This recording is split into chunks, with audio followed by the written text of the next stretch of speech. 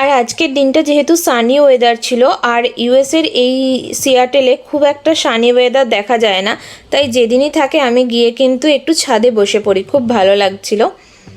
আর তারপরে ও আমাকে বলল যে লাঞ্চ বানানোর দরকার নেই, ও এখান থেকে একটা লাঞ্চ বক্স নিয়ে আসবে, যেখানে কিন্তু বেশ কিছু ভালো ভালো স্ন্যাক্স টাইপের আইটেম ছিল, আর যেটা মাঝে মাঝে চিট ডেতে খাওয়াই যেতে পারে। যেমন পটেটো চিপস ছিল, স্যান্ডউইচ ছিল, আর ছিল একটা খুব ভালো টেস্টি কুকিজ, আর তার সাথে একটু ফ্রুটসও ছিল, আর ছিল একটা পিকল।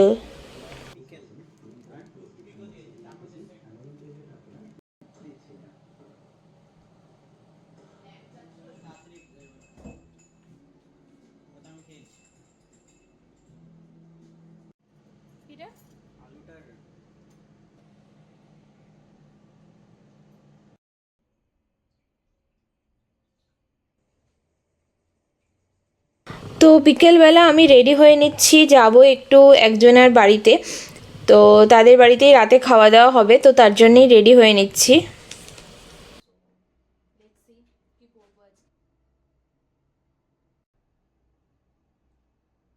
আমি ওইদিকে তাকাচ্ছি কারণ ওইদিকে আমার মিররটা আছে।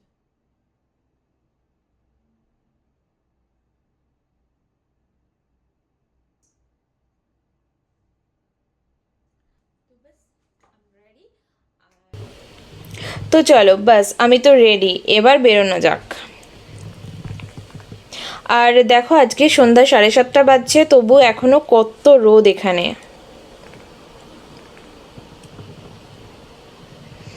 আর তাদের বাড়িতে চলে এসেছিলাম, আর এটা হচ্ছে তাদের ছাদ, যেটা তো খুবই সুন্দর লাগছিল।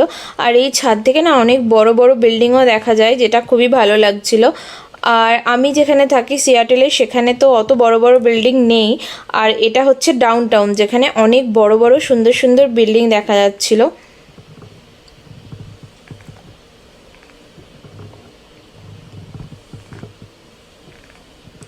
আর তাদের বাড়ির পাশে এই চার্চটাও ছিল, যেটাও তো খুবই সুন্দর লাগছিল দেখতে।